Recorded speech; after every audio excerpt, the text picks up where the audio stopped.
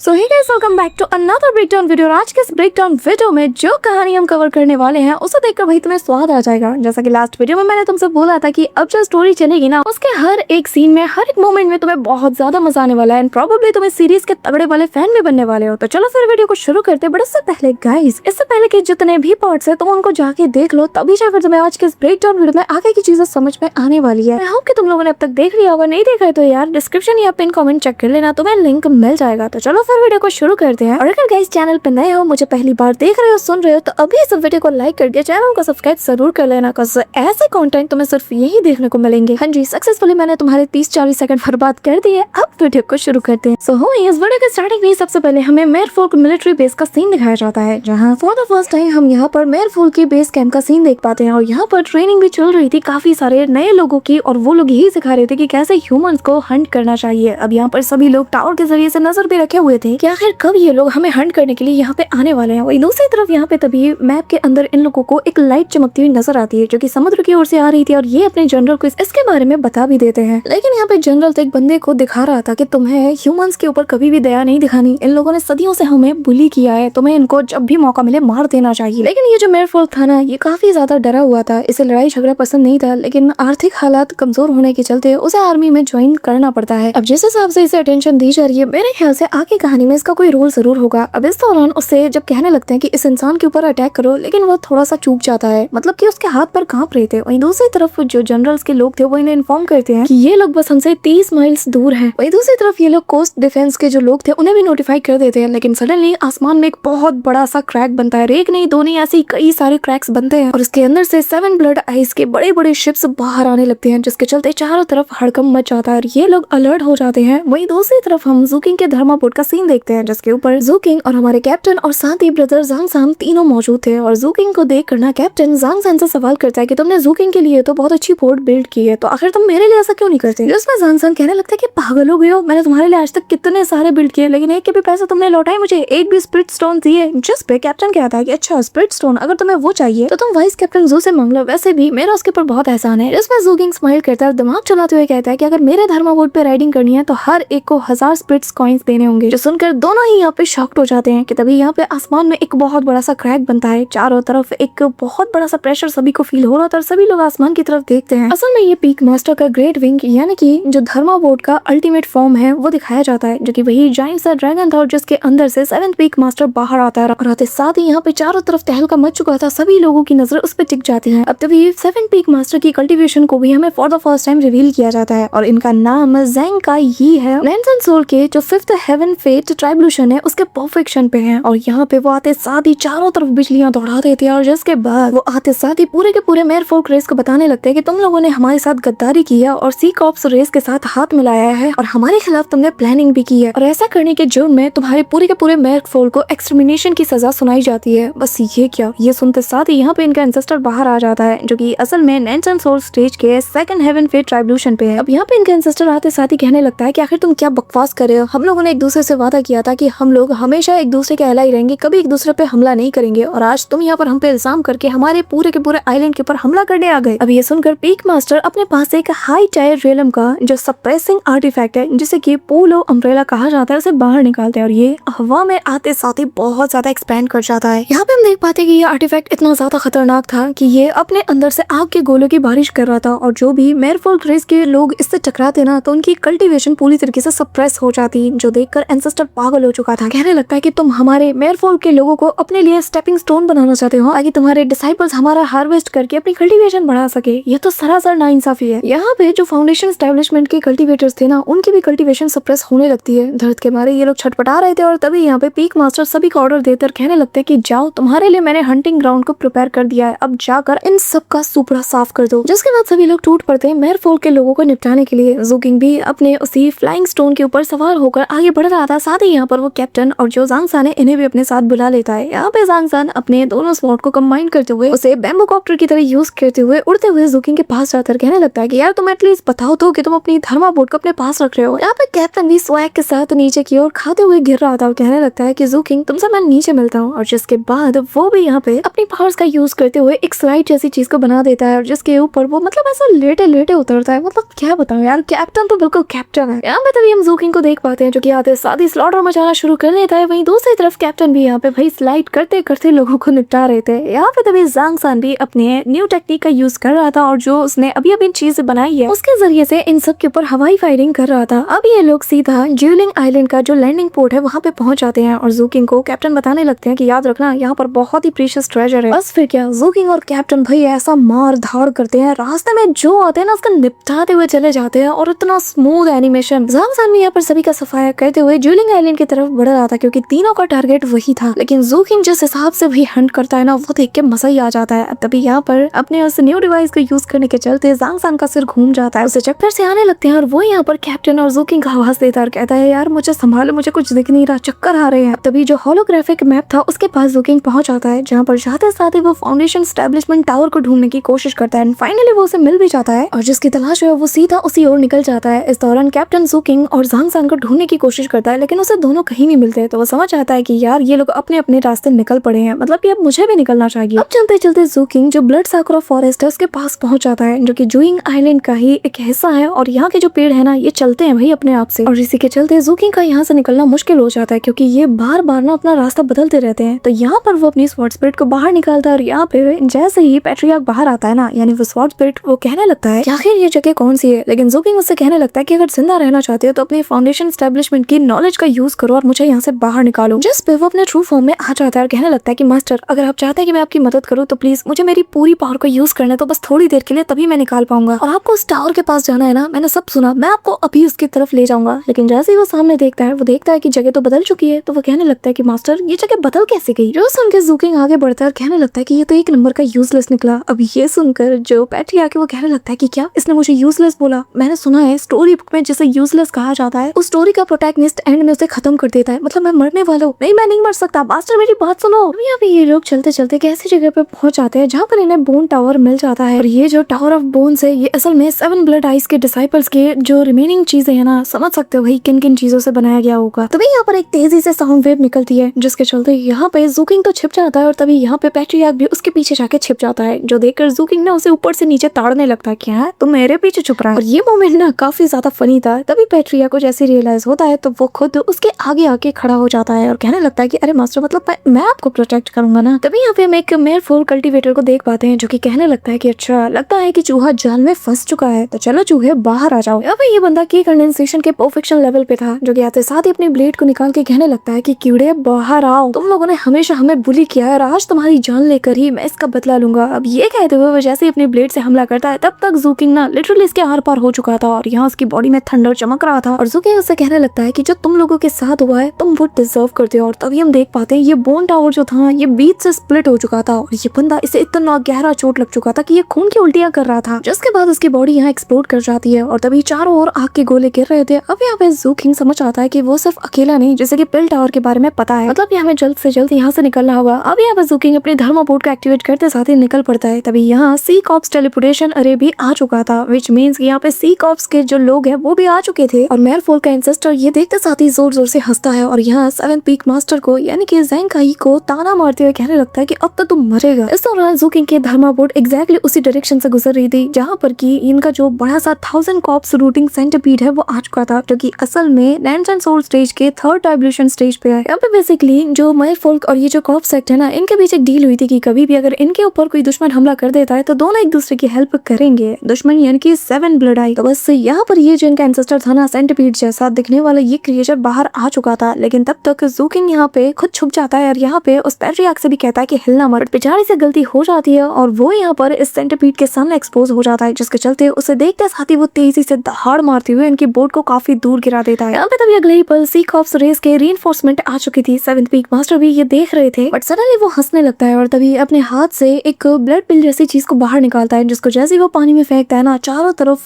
Red colour के blood tentacles बाहर आने लगते हैं। जूकिंग अपनी बोट को कंट्रोल करते हुए यहाँ से निकलने पे फोकस करता है, लेकिन जैसे ही उसके सामने एक फिगर बनता है वो खुद भी देख के हैरान था और बेसिकली यहाँ पे ये असल में 7th ब्लड आई का एंसेस्टर है, जिसे देखते साथ ही पीक मास्टर समेत सभी लोग उसे रिस्पेक्ट देते हुए वेलकम करते हैं। अब ये जो एंसेस्टर है ना, ये असल में वाइड रिटर्निंग रियलम के अर्ली स्टेज पे है और ये शूलिंगजी जो कि बहुत ज्यादा खतरनाक है, वो यहाँ पे आते साथ ही अपनी आंखें खोलता है और यहाँ पर कुछ ब्लड टेंटिकल्स जैसी चीजें निकलती है जो कि यहाँ पे सी कॉप्स क्लैन के लोगों को टारगेट करती है और जिसके चलते हमें समझ आ जाता है कि इनका शुरू से यही प्लान था कि वो लोग लोग यहाँ पे सी कॉप स्क्वाड को मिटा के रख दें और बस यहाँ पर इनके बड़े बड़े दिग्गजों को वो आते साथ ही डिवोर कर लेता है, जिसके बाद पूरी की पूरी मेयरफुल रेस यहाँ पे अकेली पड़ जाती है और यहाँ पे सी कॉप स्क्वाड वो तो दुम दबा के भाग चुकी थी। और जब मेयरफुल के एंसेस्टर को ये पता चल जाता है कि उन्हें गलत खबर दी गई थी कि जो एंसेस्टर है 7 ब्लड आई का वो सर्कुलेशन में है, तो भाई उसका चेहरा देखने लायक था। तभी यहाँ पे जो पीक मास्टर वो कहने लगते हैं कि तुम्हारे जैसे मामूली सा रेस मेयरफुल रेस कभी भी हमारे सेक्ट के एफर्ट के लायक था ही नहीं। बस हमारे जो एंसेस्टर है वो ब्रेक थ्रू के बाद काफी ज्यादा भूखे थे, इसीलिए हमने सी कॉप्स रेस का यूज किया तुम्हारे जरिए से उन्हें फीड कराने के लिए। अब तभी पीक मास्टर यहाँ पर सभी से कहते हैं कि चलो अब इस कंपटीशन को वापस से कंटिन्यू किया जाए। अब वापस ही ये लोग मेयरफुल रेस का हंट करना शुरू कर देते हैं। वहीं दूसरी तरफ ज़ूकिंग यहाँ पर वो स्प्लिट ब्रीथ लैंप और साथ ही जो पिल टावर है इनके बारे में तलाश कर रहा था और इस दौरान उसे वो टावर में मिल जाता है बैटरिया की मदद से ऑफ कोर्स, और वो यहाँ पर हर एक डिटेल बता देता है कि असल में कहाँ पर कौन कौन से कल्टीवेटर हमें मिलेंगे। लेकिन ये टावर बहुत ही ज्यादा हैवी गार्डेड है, विच मीन हमें यहाँ पे बहुत ज्यादा चौकन्ना रहना होगा। और वो जो लैंप जिसकी तलाश हम करे वहाँ पर तो एक फाउंडेशन एस्टेब्लिशमेंट का कल्टीवेटर होगा। ज़ूकिंग यहाँ पे इसके प्लानिंग को सुन रहा था, वो देख के हैरान था कि यार इसे तो बड़ी नॉलेज है। तभी यहाँ पे वो कहने लगता है कि मास्टर मेरे ख्याल से ना हमें पीछे के रास्ते से जाकर सबसे पहले गार्ड्स को नॉक डाउन करना चाहिए, एक बार इनको निपटा दे फिर हम चुपके से जाकर उस लैंप को हासिल कर लेंगे। ज़ूकिंग उसकी तरफ देखता है और फुल स्पीड से अपनी बोट को बढ़ा देता है, जिसके चलते पेट्रिया की हालत खराब हो जाती है। वहीं दूसरी तरफ जो कैप्टन है वो तो ऑलरेडी यहाँ पे पहुंच के बैठा हुआ था और यहाँ पे फ्रूट्स खाते हुए कहने लगता है कि लिटिल ज़ू तूने यार देर कर दी, अब तक तो यहाँ पे पहुंच जाना चाहिए था। तभी यहाँ पे वो फुल स्पीड के साथ बहुत ही ग्रैंड सी एंट्री मारता है, जहाँ पर उसकी आहट सभी को फील हो जाती है और सभी लोग आसमान की तरफ देख रहे थे कि कोई बहुत बड़ी चीज उनकी तरफ फुल स्पीड से बढ़ रही है। सभी लोग ऊपर की ओर देखने लगते हैं। इवन के लैंप के पास वो जो फाउंडेशन एस्टेब्लिशमेंट का कल्टीवेटर था वो भी अपनी तलवार लेके रेडी था। यहाँ पे कैप्टन भी मौजूद था, लेकिन तभी सीधा शिप कैप्टन से टकराती है। यहाँ पे पेट्रिया का चेहरा देखने लायक था, वो खुद को संभालने की कोशिश कर रहा था, लेकिन ज़ूकिंग फुल स्पीड पे अपनी शिप को ले जाता है और सीधा टावर से टकरा देता है। यहाँ पे जैसे दरवाजा खुलता है तो सबसे पहले कैप्टन का चेहरा यहाँ पे मेयरफुल कल्टीवेटर को नजर आता है। ज़ूकिंग मस्त आराम से चाय पी रहा था और तभी कैप्टन उस कल्टीवेटर को एक थप्पड़ लगाता है, जिसके बाद चारों तरफ अफरा तफरी मच चुकी थी, पूरा टावर एक्सप्लोड कर चुका था, टॉप का एरिया तो बचा ही नहीं था। और तभी यहाँ पे ज़ूकिंग अपनी टेक्निक को अनलीश करता है, जो कि कुछ खास नहीं बल्कि थी आतिशबाजी। यहाँ पे हम देख पाते कि चारों तरफ एक के बाद एक पटाखे फूट रहे थे और इस दौरान वो उस लैंप को भी हासिल कर लेता है। पेट्रिया थम्स अप दिखाते हुए कहने लगता है ऑसम। उसके बाद यहाँ पे जो फाउंडेशन एस्टेब्लिशमेंट का कल्टीवेटर जो कि भागने की कोशिश कर रहा था, यहाँ पे पेट्रिया जाके से निपटा देता है और चुपचाप अपने वापस से उस वेपन के अंदर चला जाता है। लेकिन इस दौरान लैंप को देखते साथ ही ना जो ज़ूकिंग का शैडो था वो यहाँ पे इसे बुझा देता है, जो देखकर ज़ूकिंग कहने लगता है कि आखिर इससे क्या हुआ। तभी वो उसे वापस से जला देता है और तभी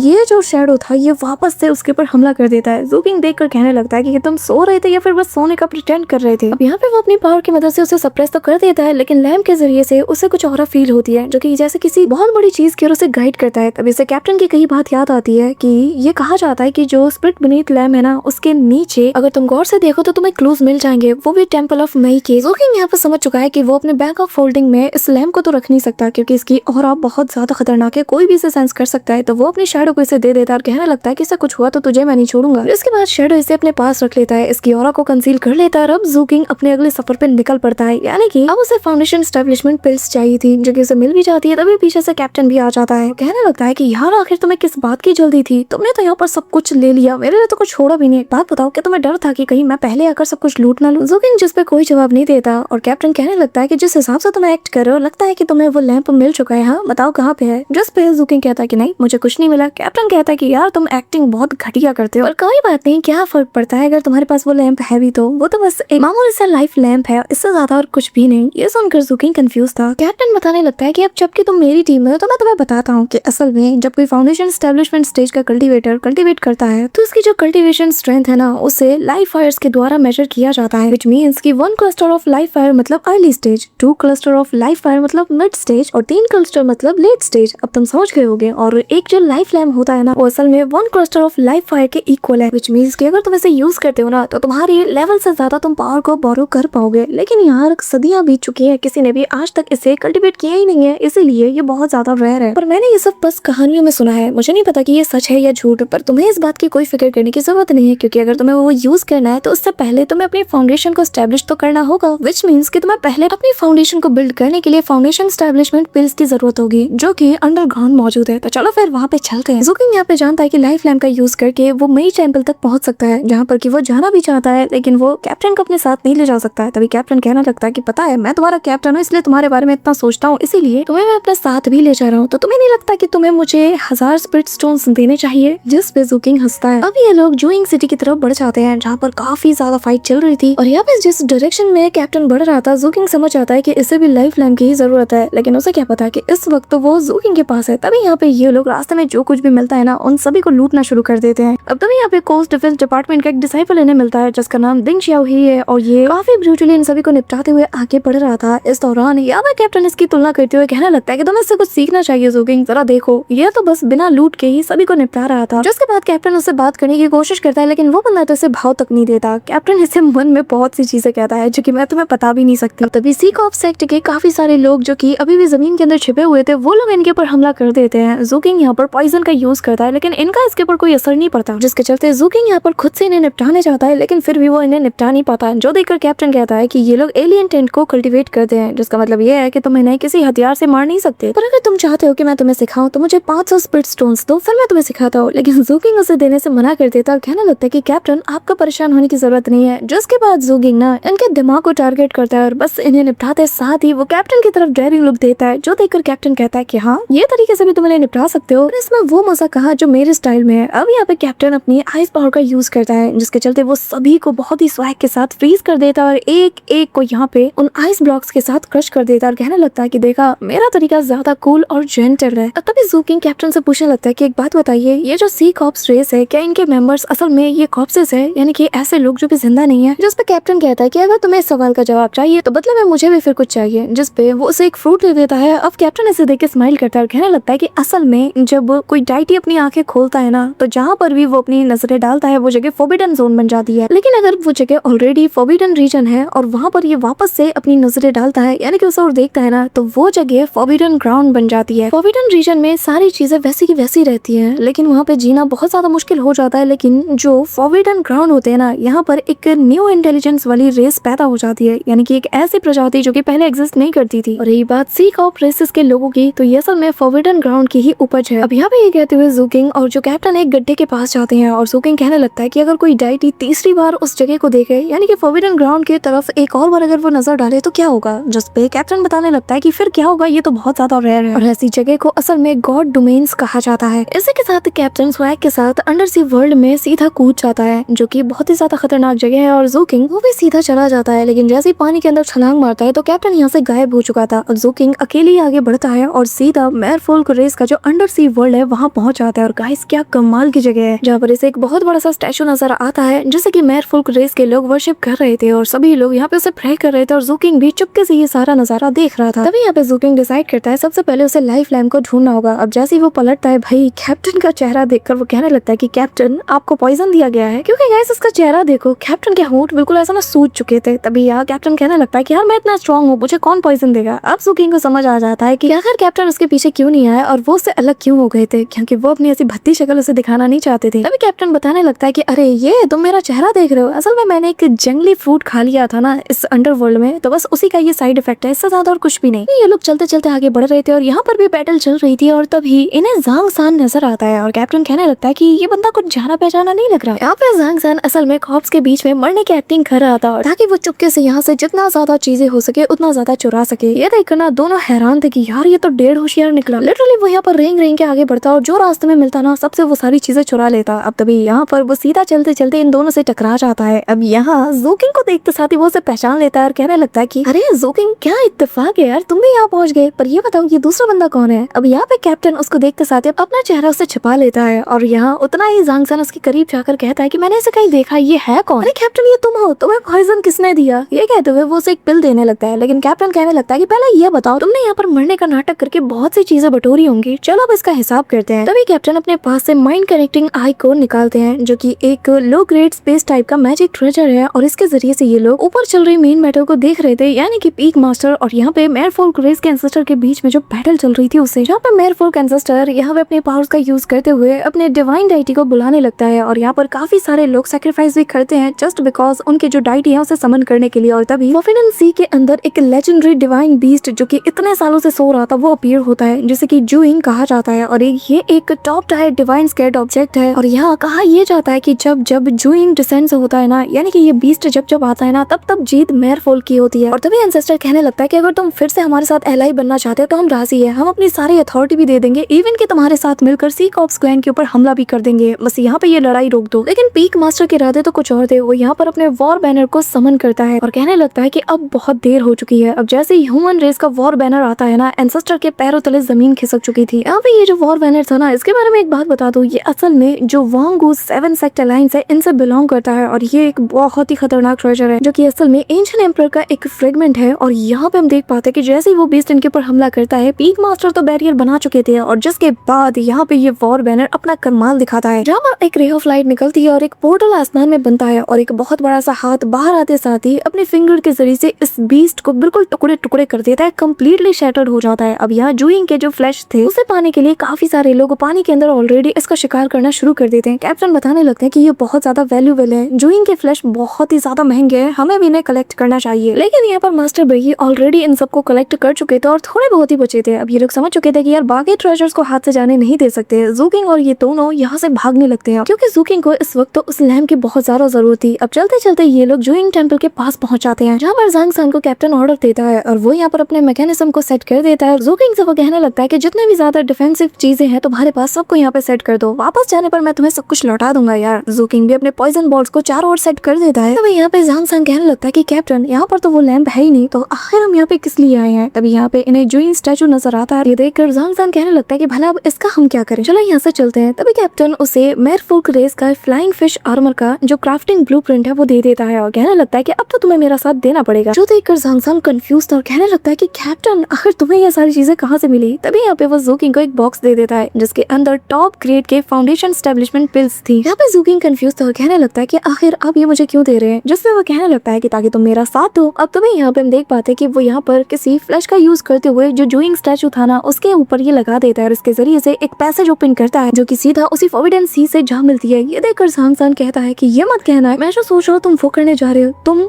उस चीज को चुराने जा रहे हो, तुम जानते हो कितना खतरनाक है, जूइंग के फ्लैश को चुराना इतना आसान नहीं है। तभी यहाँ पे वो एक अगरबत्ती जैसी चीज को लगा देता है और कहने लगता है कि अगर मैं यहाँ पर सही वक्त पर वापस नहीं आया तो तुम लोग इसे जला देना और यहाँ से चले जाना, लेकिन जब तक मैं सही सलामत हूँ तुम लोगों को इस जगह को गार्ड करना है। जूकिंग कहने लगता है कि क्या आप हमेशा अपनी जिंदगी के साथ इतना ज्यादा केयरलेस हैं, जिस पे कैप्टन कहने लगता है कि यार जिंदगी किस लिए है, खेलने के लिए तो है, मैंने अपनी जिंदगी के साथ बहुत बार खेला है और मुझे बहुत मजा आया है। ये कहते हुए वो यहाँ से चला जाता है। अब यहाँ जांग सान कहने लगता है कि तुमने किसी की कंडेंसेशन के कल्टीवेटर को ऐसा देखा है, इतना बेवकूफ देखा है, इतना ज्यादा सनकी, वो तो मौत के रास्ते पे चल पड़ा है। जूकिंग कहने लगता है कि सिटी के अंदर कॉफिन्स की कीमत क्या होगी, क्या वो महंगे हैं। जांग सान कहने लगता है कि चिंता मत करो, जब से मैं इससे मिला हूं ना मुझे पता था किसी न किसी दिन ये ऐसे ही कांड करते हुए मारा जाएगा, इसीलिए खास तौर पर इसके लिए मैंने ऑलरेडी प्रिपेयर करके रखा था, लेकिन ये हर बार कैसे न कैसे करके वापस आ ही जाता है, तो मैंने उसको तोड़कर तुम्हारे थर्मा बोर्ड को बिल्ड किया। जो सुनकर जूकिंग उसकी तरफ बड़े गौर से देखता है कि मतलब कहना क्या चाहते हो, एक कॉफिन के मटेरियल से तुमने मेरी बोट को बिल्ड किया। अचानक से ये जगह कांप उठती है और काफी सारे लोग अंदर आ जाते हैं, एक साथ हमला कर देते हैं जूकिंग और जांग सान के ऊपर। यहाँ पे तभी आनन फानन में ये लोग उस स्टिक को बर्न कर देते हैं ताकि कैप्टन तक सिग्नल पहुंच जाए कि यहाँ पर खतरा आ चुका है। अब यहाँ पे जूकिंग और जांग सान फाइट कर रहे थे और लेकिन यहाँ पे जूकिंग समझ आता है कि जिस पैसेज को जो कैप्टन ने ओपन किया है ना वही यहाँ पर इन बीस्ट को अट्रैक्ट कर रहा है। इस दौरान जांग सान के ऊपर हमला हो जाता है और यहाँ पे वो बेचारा अकेला था, तो तभी जूकिंग यहाँ पर अपनी नीडल का यूज करते हुए सबको एक बार में निपटा देता है और तभी अचानक से ये जगह वापस से कांप उठती है। जूकिंग जांग सान को ऑर्डर देता है और कहता है कि जल्द से जल्द उस स्टैचू को उठाओ और यहाँ से निकलते हैं, वरना ये लोग हमारा पीछा कभी नहीं छोड़ेंगे। जिसके बाद वो अपने मैकेनिज्म का यूज करते हुए उस बड़े से स्टैचू को यानी कि जूइंग स्टैचू को उठा लेता है। तब तक इनके पीछे एक लो लेवल का डिवाइन लाइफ फॉर्म जो कि एक बीस्ट था इनके पीछे पड़ चुका था, लेकिन जैसे ही वो जांग सान के ऊपर हमला करने जाता जूकिंग कहने लगता है कि बस थोड़ी देर और वो निकालता है अपनी धर्मा बोर्ड को और उसके जरिए से एक काउंटर अटैक सीधा उस बीस्ट के ऊपर कर देता है, जिसके चलते इसका खेल खत्म हो जाता है। और तभी जांग सान आते साथ ही इमीडिएटली एक और स्टिक को बर्न कर देता है, कहने लगता है कि कैप्टन जल्दी करो। तभी यहाँ कैप्टन जो कि अभी भी उस बॉडी पैसेज के अंदर फाइट कर रहा था, बट सडनली जैसे ही उसे वो फ्लैश का टुकड़ा मिलता है ना, बट जैसे उसे वो पीस नजर आता है जिसे लेने के लिए वो लपकता है, तभी यहाँ पर 3-4 टेंटिकल इसके पेट के आर पार हो जाते हैं। वो जो स्टिक थी वो बीच से टूट जाती है।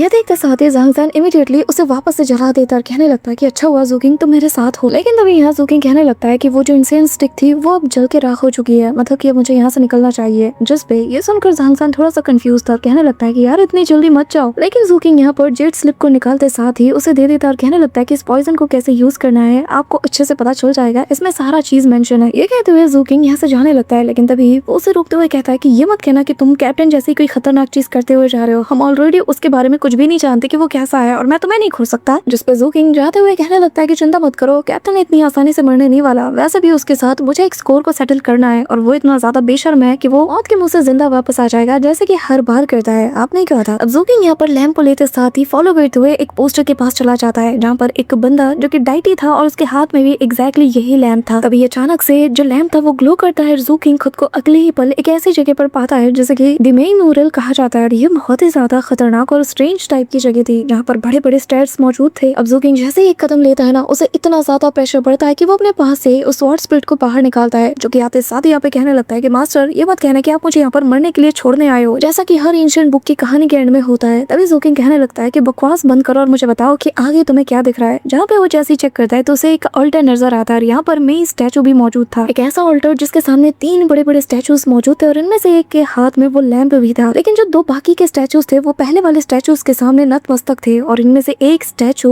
जिसने की क्राउन पहना हुआ था, ऐसा लग रहा है कि वो मर फोल्क से बिलोंग करता है और उनका शायद कोई एल्डर है। साथ ही यहाँ पे जो दूसरा स्टैचू था जो कि यहाँ पे नतमस्तक था वो था जूइंग स्टैचू। यहाँ पे पैट्रियार्क अपना पूरा जी जान लगाकर आगे देखने की कोशिश करता है। फाइनली जो सेंटर वाला स्टैचू था उसके बारे में वो बताता है जिसके आसपास 9 हेडेड सर्पेंट ने उसे चारों ओर से लपेट के रखा हुआ है। साथ ही यहाँ पर ब्लैक अम्ब्रेला लाइफ लैम्प भी है, एक ऐसा इनहेरिटेड सुप्रीम ट्रेजर जो कि इसे होल्ड करने वाले के सोल को प्रोटेक्ट करता है। जिसके बाद जू किंग कहता है कि चलो मुझे आगे तक लीड करो, जिस पर वो कहता है कि पर मास्टर मैं मारा जाऊंगा। जिस पर जू किंग कहता है कि अगर तुमने एक और लफ्ज कहा तो मैं खुद तुम्हें यहाँ पे क्रश कर दूंगा। ये सुनकर पैट्रियार्क उसे लीड करने लगता है, लेकिन इस दौरान जू किंग की हालत बहुत ज्यादा खराब हो जाती है। जैसे जैसे वो कदम बढ़ाता है उसकी बॉडी में ना क्रैक्स पड़ने लगते हैं, लेकिन वो जो क्रिस्टल था उसकी पावर उसे हील कर रही थी। यहाँ पे जैसे ही वो चौथा कदम लेता है तो इस दौरान पीछे से उसे कुछ हाथ पीछे की ओर घसीट रहे थे। अब पैट्रियार्क भी कहता है कि मास्टर इससे आगे हम नहीं जा सकते, फिर तो हमारी हड्डियां भी नहीं मिलेंगी। लेकिन यहाँ पे जू किंग हार नहीं मानता। तभी शैडो को आगे थ्रो करता है और कहता है कि तुम्हें ये लैंप पसंद है ना, तो जाओ और जाकर मेरे लिए इसे लेके आओ। यहाँ पे शैडो जाते साथ इसकी तरफ हाथ बढ़ाता है, लेकिन अपने शैडो को कंट्रोल करने के लिए जू किंग को भी इसके करीब जाना पड़ता है। तो वो यहाँ पर सबसे पहले अपने आसपास एक बैरियर को बनाते हुए आगे बढ़ता है, कहने लगता है कि अगर तुमने इसे हासिल नहीं किया तो फिर मैं खुद तुम्हें क्रश कर दूंगा। भाई जू किंग का खौफ किसे नहीं है। शैडो भी तेजी से आगे बढ़ता है, जू किंग भी अपना कदम आगे बढ़ा रहा था, लेकिन बस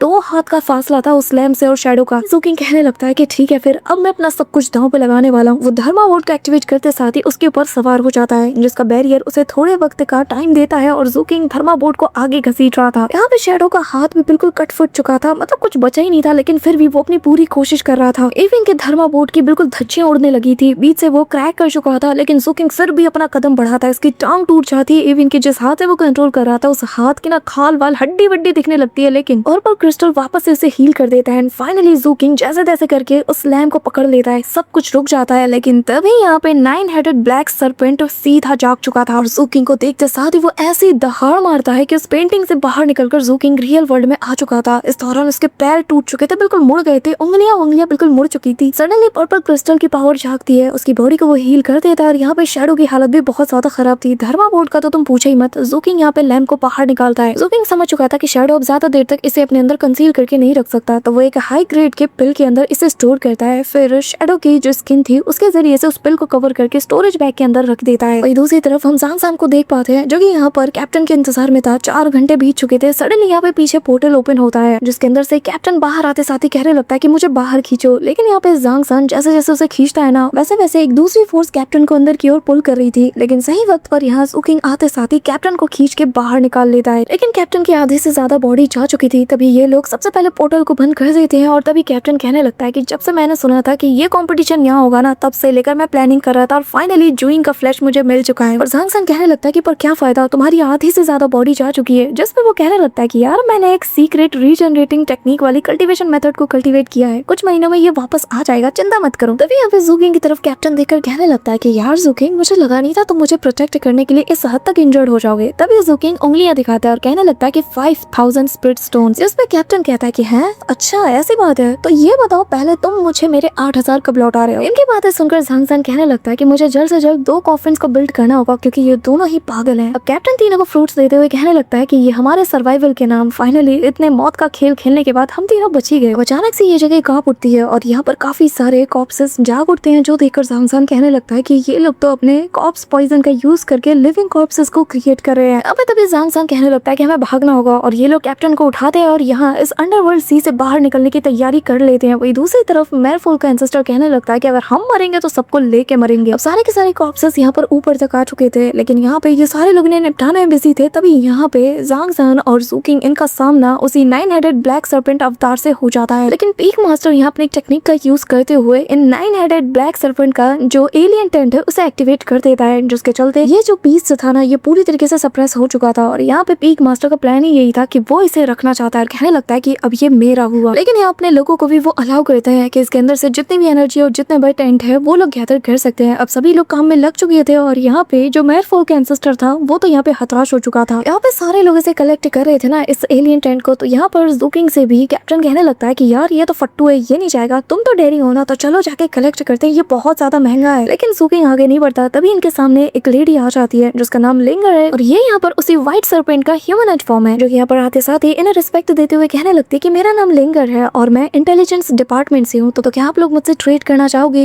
ये कहते हुए वो 9 हेडेड ब्लैक सर्पेंट का जो गॉडली एलियन टेंट फ्लैश है उसे बाहर निकालती है और बदले में मुझे बस एक सवाल का जवाब चाहिए। ये कहते हुए वो ज़ूकिंग के करीब आने लगती है और सीधा उस बॉटल को थ्रो करती है और कहती है कि एक बात बताओ, आपको स्नेक ज्यादा पसंद है या फिर स्नेक मीट को खाना पसंद है। जिस पे वो कहने लगता है कि वो बहुत ज्यादा कड़वे होते हैं, मुझे नहीं पसंद। जो सुन के वो कहने लगती है कि मतलब कि आपको स्नेक्स पसंद है, और ये कहते हुए वो यहाँ से गायब हो जाती है। अब तभी यहाँ पे जो कैप्टन था वो कहने लगता है कि यार मुझसे भी सवाल पूछो, तुम एक नहीं 10 पूछो, लेकिन मुझे भी ये चीज चाहिए। लेकिन तब तक लिंगर यहाँ से जा चुकी थी। तभी कैप्टन ज़ूकिंग से पूछने लगता है कि एक बात बताओ, इतनी खूबसूरत लड़की से तुम कहाँ मिले, तुमने तो मुझे कभी नहीं बताया। लेकिन ज़ूकिंग कोई जवाब नहीं देता और फाइनली कॉम्पिटिशन एंड होते साथ ही ये लोग भी अब यहाँ इस वर्ल्ड से बाहर आ चुके थे। साथ ही यहाँ पर पीक मास्टर आके भी इसे अनाउंस कर देते और बताने लगते हैं कि तुम्हारे जो किल रिकॉर्ड्स है ये तुम्हारे पास तुम्हारे टोकन के अंदर शो हो रहे होंगे और अब तुम सेक्ट में वापस लौट सकते हो अपने कंट्रीब्यूशन पॉइंट्स को कलेक्ट करने के लिए। जिसके बाद वो दिंग शाओ हाई को आगे आने को कहते हैं, जिसके बाद वो आगे आता है और यहाँ बताया ये चाहता है कि इस कंपटीशन में वो फर्स्ट रैंक पे आया है क्योंकि उसने सबसे ज्यादा लोगों को निपटाया था, जिसके चलते अब वो कोर डिसाइपल बन चुका है। सभी लोग उसे कांग्रेचुलेट करते हैं। मास्टर सभी से कहने लगता है कि उम्मीद करता हूँ कि सेक्ट के बाकी सभी लोग भी अब जल्द से जल्द ब्रेक थ्रू करके फाउंडेशन एस्टेब्लिशमेंट स्टेज पे पहुंचेंगे और हमारा सेक्ट और ज्यादा ताकतवर होगा। इसी के साथ जांग सान जैसे कि पता ही नहीं कि आखिर ये अटैक हुआ क्यों, यहाँ पे ज़ूकिंग और कैप्टन इसे एक्सप्लेन करते हैं कि बेसिकली इनका टारगेट यही था कि ये लोग जो मेरफोल क्लैन है इसके जरिए से सी कॉप्स क्लैन को टारगेट करे, जिसमें कि ये कामयाब भी हो चुके हैं और अब लगता है कि बहुत ही जल्द जो सी कॉप्स क्लैन है इनके साथ वॉर भी शुरू हो सकती है। अब गाइज यहाँ पे जो सेक्ट मास्टर है वो यहाँ पे टेलीपोर्टेशन गेट को भी ओपन कर देते हैं। तभी हमें दिखाया जाता है कि वो जो बोन टावर्स में जो बोन्स थी ना 7 पीक के डिसाइपल्स की, उन सबको भी बहुत ही इज्जत के साथ यहाँ से घर ले जाया जाता है। अब सबके सब यहाँ पे इमोशनल थे, उन्हें रिस्पेक्ट देते हैं और तभी कैप्टन भी ज़ूकिंग से कहने लगता है कि अब घर जाने का वक्त आ चुका है। अब तभी हमें यहाँ पर उसी ओल्ड मैन और उस सर्पेंट को दिखाया जाता है, जहाँ पर ओल्ड मैन को पता चलता है कि उसकी जो सर्पेंट है वो ज़ूकिंग को इतना ज्यादा पसंद करती है कि भाई उसने ट्रांसफॉर्मेशन पिल को यूज किया ताकि वो ज़ूकिंग की मदद कर पाए उस ग्रैंड कंपटीशन का हिस्सा बनकर। अब गाइस तुम्हें पता चल चुका होगा कि लिंगर आखिर में है कौन, और यहाँ वो ओल्ड मैन बार बार उसे समझा रहा था कि तुम एक नंबर की पागल हो, तुम्हें कुछ नहीं पता। और गाइस इसी सीन के साथ आज का ये ब्रेकडाउन वीडियो यहीं पे एंड होता है। और वीडियो तुम्हें कैसी लगी कमेंट में जरूर बताना। और गाइस अगर आज की तरह तुम्हें कलवेज का नेक्स्ट ब्रेकडाउन वीडियो चाहिए तो इस वीडियो पे ज्यादा से ज्यादा प्यार जरूर दिखाना। और हाँ, नेक्स्ट वीडियो के लिए लाइक एम रखते हैं 2K लाइक्स और 200 कमेंट्स, और जितनी जल्दी तुम ये टारगेट पूरा कर दोगे उतनी जल्दी तुम्हें नेक्स्ट ब्रेकडाउन वीडियो देखने को मिल जाएगी। सो अगर तुम वीडियो को यहाँ तक देख रहे हो, मेक श्योर कि तुम वीडियो को लाइक करके चैनल को सब्सक्राइब जरूर कर रहे हो। तो मिलते हैं मैं तुमसे नेक्स्ट ब्रेकडाउन वीडियो के साथ, तब तक के लिए बाय।